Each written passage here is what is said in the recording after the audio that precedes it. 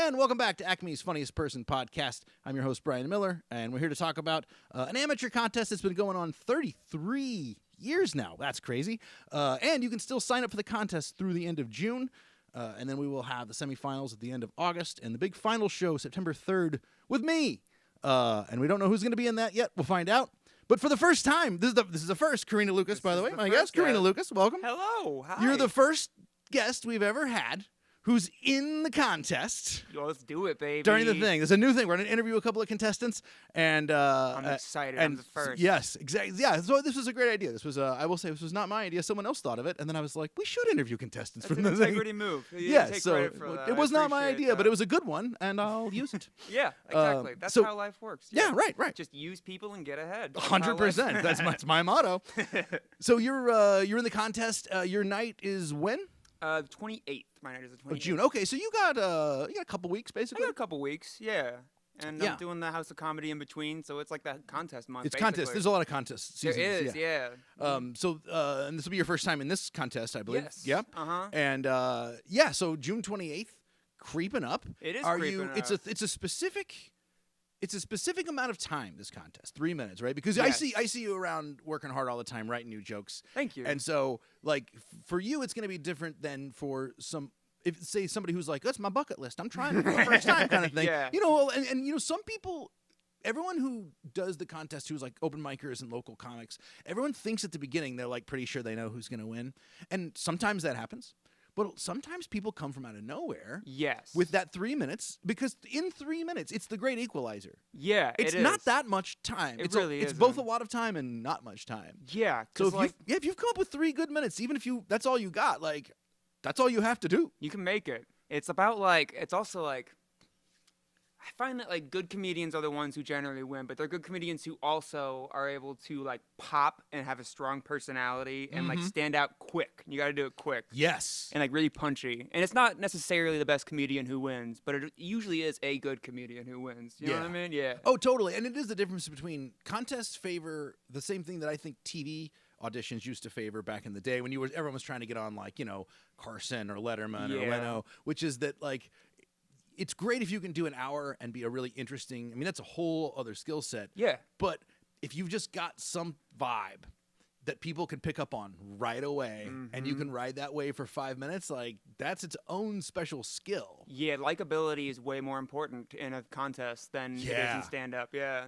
That is one of the things I actually like least about contests in general, is that likability becomes so necessary, because I like an unlikable comic personally. Me too. I enjoy weird. Not to talk shade, but David Tell is like one of my favorite comics. Dude, and he's amazing. But, Yeah. but if you've never seen him before, and this guy comes up in 3 minutes, and you'd be like, "Ooh, this old guy is kind of rough, you know? Like, what's he Yeah. up to? You You know?" gotta give him a minute to stretch out. Yeah, it's like, because once you get to know his vibe, you like him so much more. But because he's kind of pushing you away a little bit with his gruffness or whatever. But he's always in control. You're in tender hands. You know what I He's mean? the Like, master. He's I taking saw, care of I saw you. him here the Did last you? time he was here a few years ago, and seeing him in a venue of this size. bet. Whoa. Rules. I mean, he was just so good. Just as far as just like gut laughter, like he's just always just. I can't not laugh at everything he said. So silly. Yeah, that's my, a great my choice. like dumb stuff done smart is like my favorite kind of thing. Detroiters, that kind of thing. Yeah. That's a good. And Tell is like that, where you go, yeah, he's talking about anal beads for 3 minutes, but it's like, It's a well-written anal bead really joke. well written, and like you're like, Yeah. there's like ideas like all tucked around in this crazy bit, you know. I aspire to that, I would say. Sure. Yeah. It's a Yeah. good thing to aspire to. Yeah. But in 3 minutes though, you kind of need people to like you pretty fast. You do, yeah.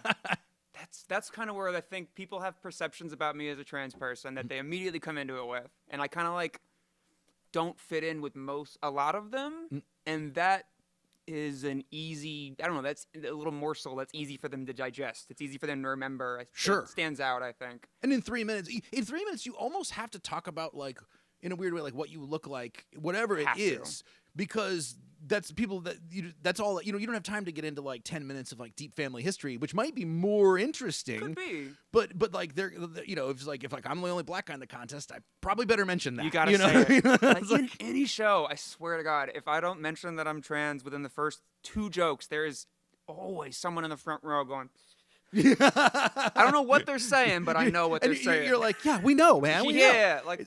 Or my friend Ryan Miller. Have you ever seen Ryan? He's a very good comic, and he was born with kind of like short arms, kind of like he has like kind of small hands, and so he has tons of material about being a dad and a family man and all this. And he was on AGT. He did really well, but like obviously he kind of can't come out and not at least just address it a little bit before he moves on. But Otherwise, people will be polite. They're not going to be like, say it. You yeah, know? you're totally right. Yeah, but you kind of can. He's talked to me about that. He's like, you can kind of feel them being like, so is he going to talk about the hands? You got to thing? do it. Yeah. So he gets into it quickly, and then a lot of times he's like, okay, now we're going to talk about anything else that a comic would talk about. It's like, I hate that I'm quoting Tyrion Lannister. It's like Tyrion Lannister they'll never forget what you are, so you don't forget it. You know what I mean? Sure. Bring it up, lean into it. Yeah. So when you say, we were talking about this a little off mic about how you knowing kind of, I was talking about like, I know that when people see me dressed up too much, that they think that I'm like, they look like their boss or their middle management, and they kind of want to not like me. And then after a while, they're like, oh, this guy's kind of a weird dirtbag. He's all right. You know? Yeah. So I have to kind of be aware of that, and either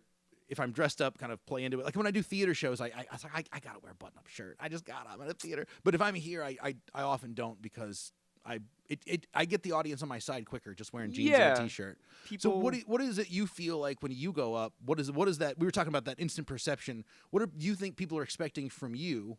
Based on what I'm dressed? Yeah. Or just like, we were saying, you said that you feel like they maybe don't expect you to be like you're going to be. See. It's like, what is it you think they think that they're going to do? And then how do you play against that? I think people expect that I'm going to be sort of sensitive and maybe a little like, I think people expect a little bit of a little more virtue signaling than I would do. Not that I'm against that inherently or anything like that, but I don't know. I think people expect me to be more political and like more serious than I am. Interesting. I guess. Yeah. No, I can see that. But so how do you use that as an asset, do you think? I think I also like, I talk about a lot of things they feel maybe they aren't allowed to talk about or feel uncomfortable talking about or thinking about. And I talk about it in a way that I give no, I do not brace them for it at all. It's like sort of like, I drop him in feet first, or what's the expression? Yeah, no, you know you kind of push him into the pool. Yeah. I think, I mean, I never thought about this, but just thinking about it now when I've done shows with you, and I think one of the things that people pretty quickly go, oh, this person's not uptight at all. Like, we can be chill because this person's not like worried about, you know, you don't feel like you're like worried about how people are reacting. You're like, I'm doing my thing. Yeah. And then that frees them up to be like, oh God, we can just react. Yes, there's like a line. Like I want them to laugh at me, so I'm always like addressing. I want them to know quickly. You can laugh at the fact that I'm trans, like in kind of a condescending, not condescending. But you can make fun of me a little bit. You know what I mean? Yeah, I'm cool. You can make fun of you. You have a sense of humor about exactly. you know, kind of thing. Yeah, because some people don't in life. That's true. They really don't. And it's good to be and respectful of that. Yeah, of course. If someone doesn't, I'm never gonna like. You can tell the person that you like can't like kind of bust balls with a little bit because it's like, well, they're gonna take it seriously. Yeah. Versus like you get, especially when you get used to hanging out with comics, you know, you can really get used to just like making fun of someone's shirt real casually, and no one minds. But then like if you did that at a regular setting, people are like, why did you just make fun of that guy's swear shirt? to God, when people see me talking to some of my closest friends, they're like, "You're a monster. Why? I can't believe you have any friends. What is the deal with you? It's terrible." Yeah, no, I just, wait, fuck, what was I going to say? Oh, we're doing a thing. I can't be saying those things. Yeah, that's fun, though. It's like, it's fun it's fun attention to have, but then you always, like, I always have to remind myself when I'm, like, out in the world, like, tone it down. Yeah. I was just at a party at my neighbor's, very nice people, and I thought telling a funny but normal story, and I just felt my wife's grip tightening on my arm a little bit. Like, oh, that's this story's too much. Like, tone the story down, grip. You're saucing it up a little bit. Okay, I'll tone it down. I thought I was being pretty normal. Sometimes, though, it is so nice to hang out with people who aren't comics, who aren't kind of. I feel like I'm always on edge. Like, is that a bit you're running by me right now? Sure. You better not be running a bit by me right now. Yeah. Yeah. Don't. That's why I try to be so unfunny off stage. That way, no one's ever worried. They're like, no, he's definitely not running a bit. Yeah. I mean, I'm guilty of it too. I can't take anything seriously. But sometimes it's nice to be with people who are like, "What are you talking about?" I don't get that, and I'm like, "Okay, cool. Let's just talk about the weather. That sounds nice." So, where did you start, by the way? My first mic. Well, like the first time I ever like really got involved in a scene was Portland, Oregon. Okay, I didn't know that. Yeah. I was there for a while. So do you know like Gabe Dinger? I was there after he left, Oh, okay. but he would come back occasionally, Yeah, I he's think. a great dude. Yeah, I hear he's great. Everyone talked about him with like, oh, yeah, one of the prodigal, you know what I mean? He's, Yeah. Mm-hmm. Just a really chill dude, too. Yeah. Whenever I worked with him, I was like, what an easygoing guy. I value that. Yeah. Value that in people so much. Yeah.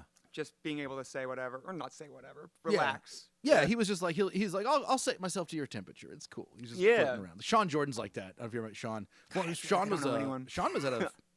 Sean was out of like South Dakota, I think. Okay. But he was a professional skateboarder beforehand. So that's why, as soon as I found that out, I'm like, oh, that's why you're so cool. You're like actually cool. Exactly. You're not comedy cool. You're like actually cool. Green Day comes on when he enters a room. Big time. Big time. It's not even that cool, but well, when he does it, it is. I'm 44. It's cool. It is. I play Tony Hawk Pro Skater. Yeah.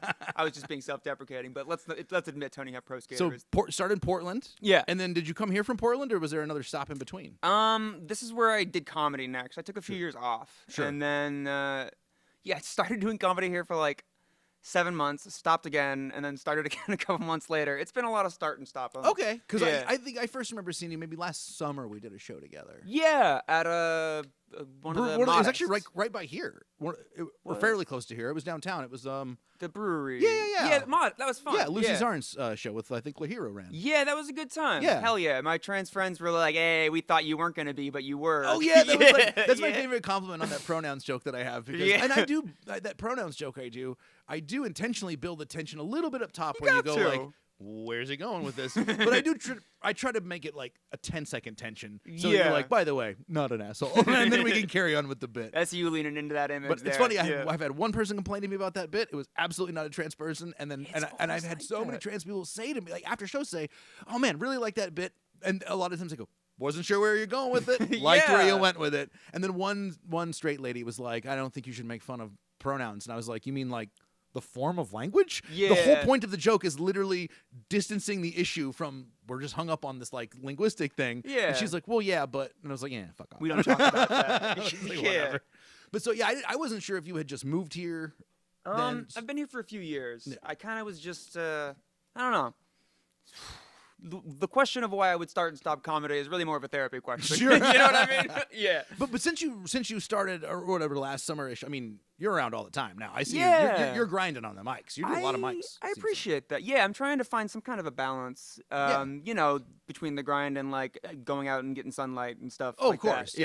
Yeah. Some people, I mean, I was probably guilty of it myself at the beginning, maybe so enthusiastic that it's like, hey, maybe live your life a little bit. Yes. That's why I have the freedom to feel like I can be zen about it now because I did the every night and then I'm killing myself kind of thing. You know what I mean? Yeah. Like just physically and mentally, you know, You can only do it. Oh, there are some people who never stop doing that, and that's good for them. They succeed, but then a lot of times it's like, wow, that really is what they do. Like, there's not a lot else there. And that's I love that works for them. Yeah. For me, I like a little time off. Cause like stand-up is not always gonna go well, and then if it's not going well, you're not going well, and that's a comic. I don't remember if it was Chad. Every time I hear good advice, I think Chad Daniels gave it to me because he's given me so much good advice.